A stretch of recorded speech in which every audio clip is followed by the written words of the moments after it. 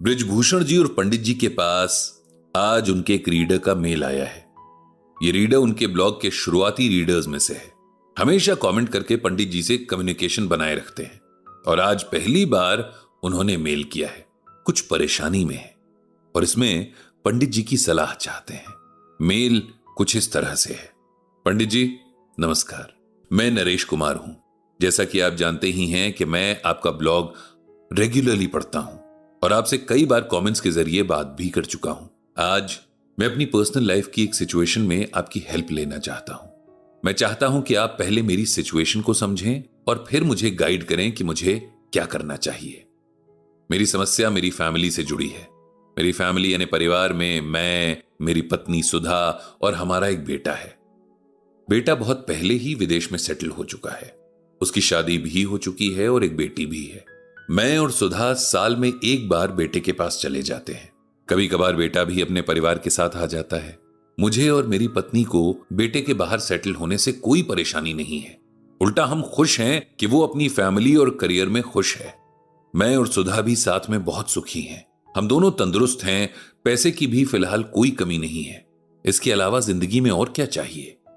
लेकिन हम इंसान अपने लिए कोई ना कोई दुख ढूंढ ही लेते हैं। सुधा एक बहुत अच्छी इंसान है, बहुत केयरिंग भी है। उसके साथ मेरा जीवन बहुत अच्छे से बीता है, लेकिन उसकी एक आदत की वजह से वो खुद भी परेशान रहती है और मुझे भी परेशान करती है। ये आदत है फालतू के सामान को सुरक्षित और संभाल कर रखने की। वो कभी भी किसी चीज को फेंकती नहीं है, चाहे वो सालों से इस्तेमाल में क्यों ना हो। खराब हो या किसी काम की ना रह गई हो, तब भी उसे बहुत संभाल कर रख देती है। मैं अगर कबाड़ को फेंकना चाहूं तो वो मुझसे लड़ पड़ती है। हमारे घर में हमारी शादी के बाद से अब तक का ऐसा सामान मौजूद है जो कभी खुला नहीं, संदूकों में बंद है, लेकिन हम उसे फेंक नहीं सकते। मुझे मेरा घर कबाड़ खाना नजर आता है। मैं कितना भी गुस्सा हो जाऊं, लेकिन सुधा मेरी इस बात को कभी नहीं मानती कि हमें इस कबाड़ खाने की सफाई की जरूरत है। लेकिन इस आदत के पीछे भी एक वजह है और इस वजह को मैं समझता भी हूं। लेकिन अब जब वो वजह नहीं रही तो मुझे लगता है उसे इस आदत को भी छोड़ देना चाहिए। मेरी पत्नी का बचपन बहुत गरीबी में बीता। उसकी एक बहुत बड़ी जॉइंट फैमिली थी जिसमें बहुत सारे लोग एक ही छत के नीचे रहते थे। उसके परिवार में कमाने वाले कम और खाने वाले ज्यादा थे। कभी कभी तो भूखे पेट सोने तक की नौबत आ जाती थी।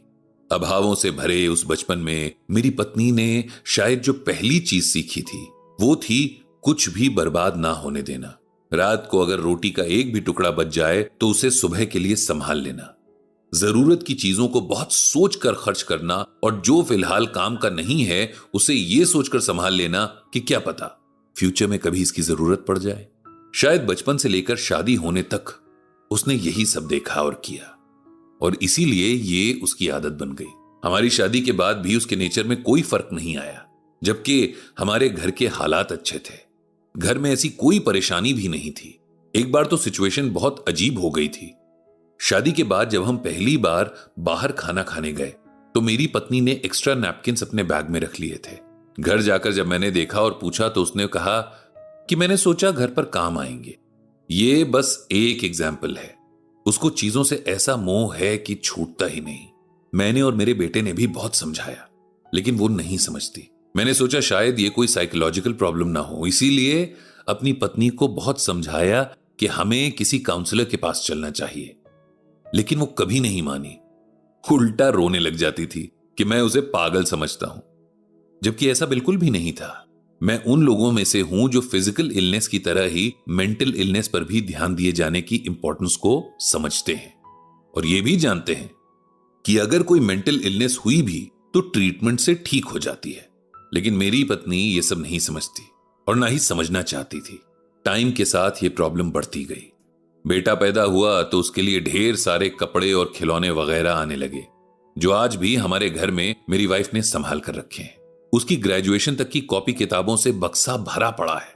मेरी वाइफ ने शायद ही कभी कुछ ऐसा बाहर फेंका होगा जो पूरी तरह बर्बाद ना हो गया हो, नहीं तो वो हर चीज को आने वाले कल के लिए संभाल कर रख लेती है। चीजों से उसका ऐसा मोह देखकर मेरा दिल बहुत दुखता है। कभी कभी बहुत गुस्सा भी आता है, लेकिन मैं खुद को समझा लेता हूं। मैं उसे समझाना चाहता हूं, लेकिन मुझे समझ नहीं आता कि उसे क्या कहूं कि वो समझ पाए। उसका चीजों से मोह कम हो जाए, मैं उसे कुछ ऐसा बताना चाहता हूं। और मैं उम्मीद करता हूं कि इस मामले में आप मेरी मदद करेंगे और मुझे कुछ ऐसा बताएंगे जिससे मेरी पत्नी को इस मोह से छुटकारा मिल सके। पंडित जी ने बहुत गौर से नरेश जी की परेशानी पढ़ी और समझी।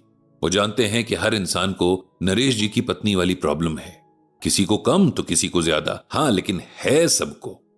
चीजों से, रिश्तों से, लोगों से, जगहों से जो हमारा मोह है वो हम कहां समझ पाते हैं कि ठीक नहीं है, उल्टा सभी दुखों की जड़ है। उन्होंने नरेश जी को जवाब लिखा, प्रिय नरेश जी, नमस्कार। आपका मेल पढ़ा और समझा भी।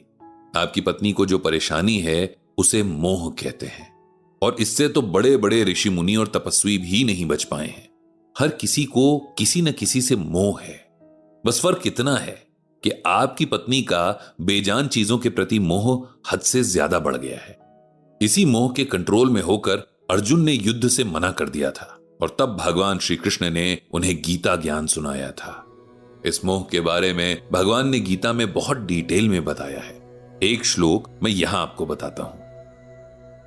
सत्वात् संजायते ज्ञानम रजसो लोभ एव च प्रमाद मोहो तमसो भवतो अज्ञानमेव च। इसका मतलब यह है कि नेचर ने हम इंसानों को 3 तरह के गुणों से बनाया है। हर इंसान में ये 3 गुण मौजूद हैं। इन्हें सिंपल लैंग्वेज में ऐसे समझिए। पहला गुण है सत्वगुण या आम बोलचाल में सतगुण, दूसरा गुण है रजगुण और तीसरा गुण है तमगुण। अब इनका फर्क भी समझिए कि सतगुण से इंसान के अंदर नॉलेज और रजगुण से ग्रीड पैदा होती है, तम गुण से गुस्सा और मोह पैदा होता है। नेचर जब भी इंसान को कुछ देती है तब उसके पीछे बहुत से कारण होते हैं। इन तीनों के पीछे भी जो कारण हैं, आइए उन्हें समझते हैं। जो रजगुण है उसकी वजह से इंसान के अंदर मोह माया पैदा होती है और इसी वजह से ये सृष्टि आगे बढ़ती है। ये प्राणियों के अंदर अपना वंश बढ़ाने की इंस्पिरेशन देने वाला गुण है। सतगुण को आप सतयुग से रिलेट कर सकते हैं। ये इंसान के अंदर अच्छाइयां बढ़ाने वाला गुण है। इस दुनिया में जो भी जिंदा है उसके अंदर प्यार और दया जैसे इमोशंस बढ़ाने वाला ये ही गुण है। इस गुण की वजह से ही ये दुनिया रहने लायक बनती है। अब बात करते हैं तम या तमोगुण की। तम का मतलब होता है अंधेरा। इससे हम समझ सकते हैं कि इस गुण की वजह से प्राणियों के मन में बुरे इमोशंस जैसे कि गुस्सा और लालच वगैरह जगह बनाते हैं। ये तीनों गुण इस सृष्टि के लिए बहुत जरूरी हैं। इन्हीं से यहां बैलेंस बनता है। सब अच्छा अच्छा होगा तब भी बात नहीं बनेगी, क्योंकि तब हमें अच्छे बुरे का फर्क पता ही नहीं होगा। और प्रकृति ने हमें जो एक और चीज दी है उसे विवेक कहते हैं, उसका हम यूज ही नहीं कर पाएंगे।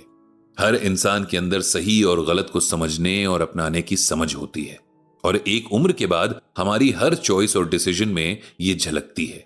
ये बहुत हद तक हम पर डिपेंड करता है कि हम कौन से गुण को खुद पर हावी होने देते हैं।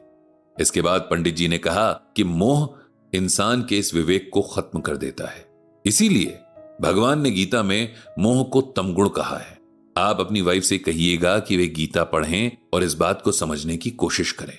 गीता में भगवान ने बहुत डिटेल में मोह को जानने और उससे बाहर निकलने का रास्ता बताया है। भगवान श्री कृष्ण हम सबको मोह माया के इन बंधनों से मुक्त करें और सही राह दिखाएं।